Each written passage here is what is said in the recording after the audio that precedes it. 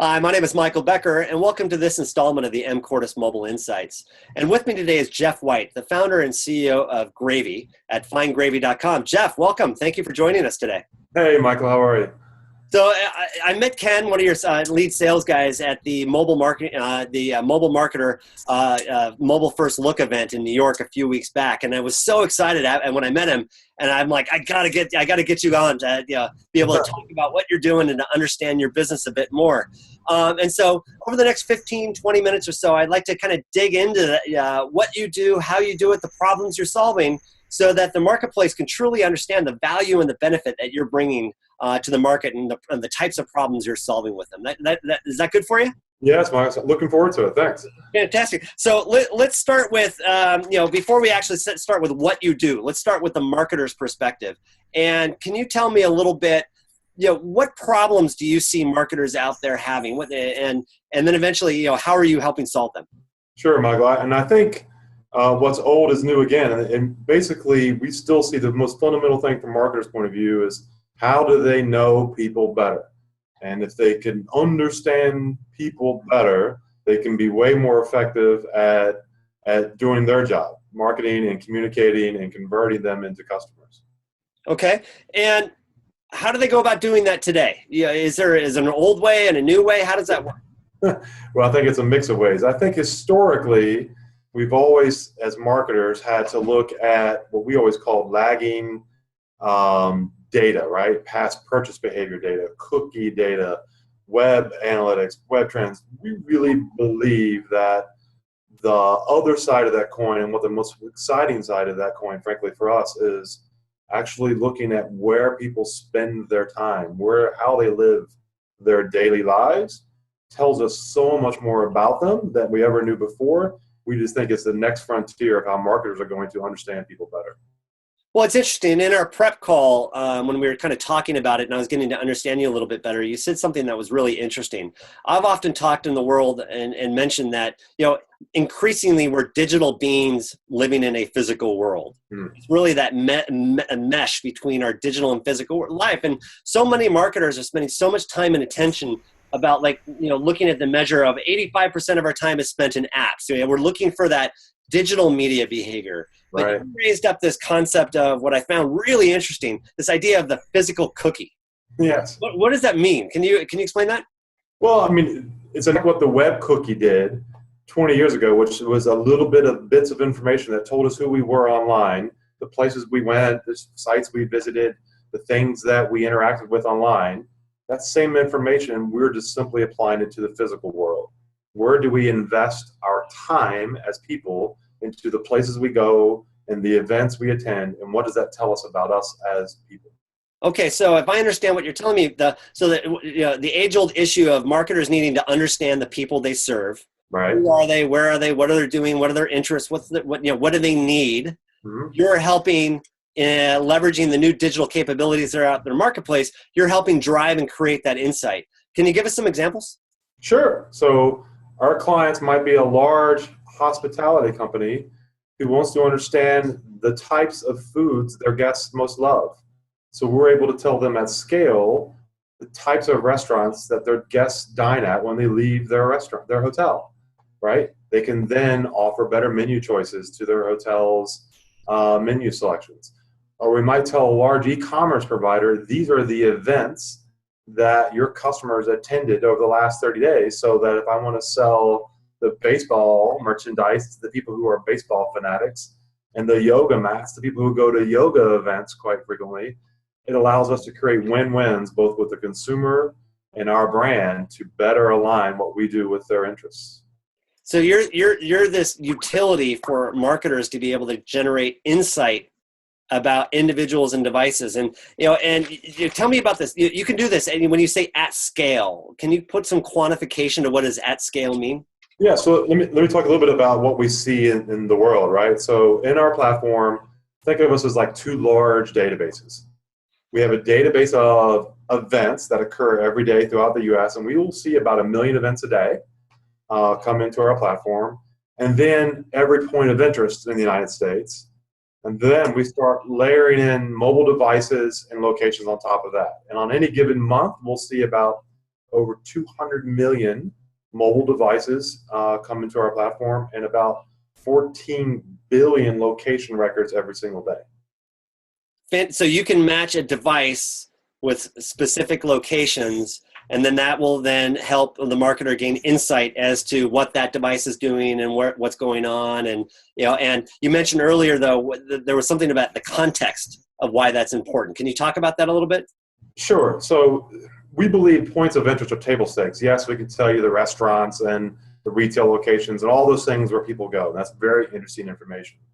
But some of the most telling insights we do is context. So take like a large convention center where we live.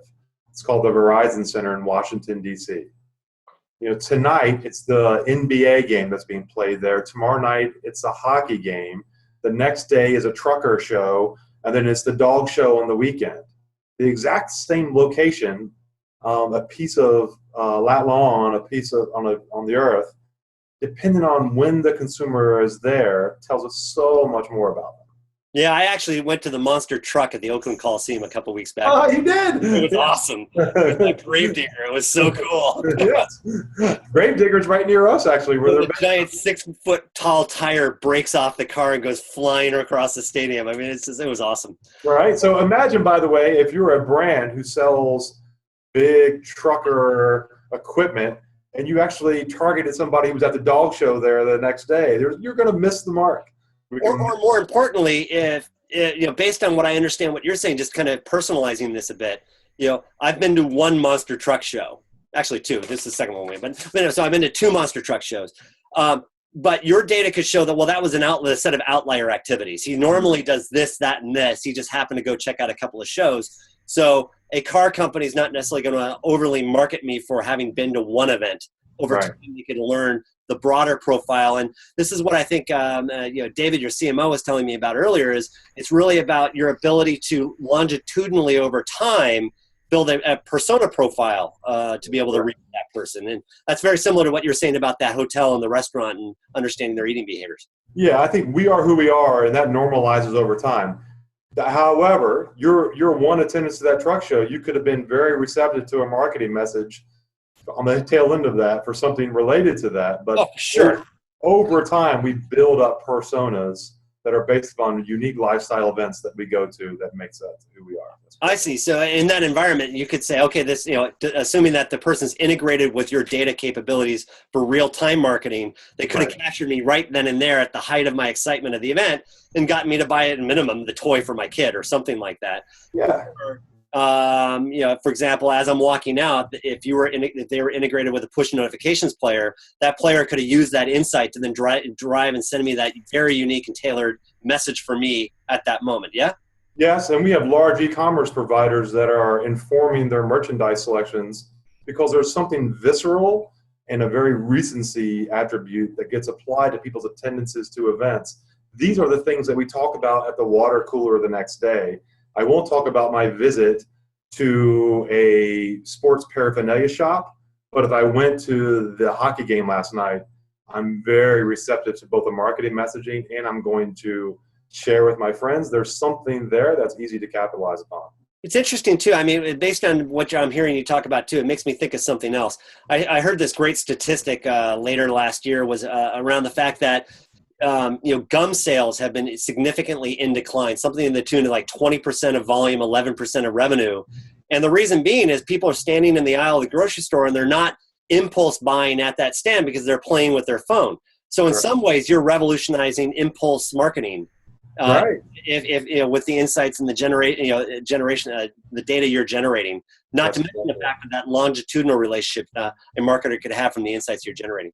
That's exactly right. And some attributes, personas that we create, are actually created at a moment in time too. An auto intender, for example, could be identified as somebody who went to a dealer's lot, right? They're in the market, or went to a car show or something else. Those are very moment in time signals that we can learn a lot and act upon. Wonderful. Okay, so I'm pretty excited about this. And as I understand what you are as a business, you're a data company. You're not a media company. You're not buying and selling media. You're a data company that people can license access to your data, or either themselves, first-party related activities or third-party related activities. What does someone buy from you? What is what's the commercial relationship someone might have with you? Sure. So we have a data platform that people can license our data. And it comes in three ways that companies typically work with us. So the first way is they take our SDK and embed it into their mobile infrastructure, apps, and web. And we actually are informing them about their customers' behaviors, right? Their users' behaviors. The second way is where they already have a location data on their customers that they've either harnessed themselves or gotten through other attributes. They don't know what to do with it. It looks like nonsensical, that long information to us. They feed that to us in batch mode, and then we tell them about their customers every night. We append it with every place that they've been, and the personas, and the targeting attributes, etc. And the last way, Michael, is really third-party information. We pull in from things like SSP, mobile inventory partners, mobile device aggregators. We bring all that into our platform and create audiences and associated attendances at scale. And one can assume there's like massive, scary amounts of technology behind all of this. So how you, in a very simplest, like one or two sentences, what do you say you would do on behalf of, say, marketers or a media company or a retailer that wants to understand this, wants to get this insight? So if most of our customers already have existing systems of how they're talking to their consumers, targeting, merchandising, everything else, we effectively are just transforming the way those things work to act on real-time physical location data that we're giving them. So a large e-commerce provider every single day is informing their email platform, their merchandising platform, their personalization platform.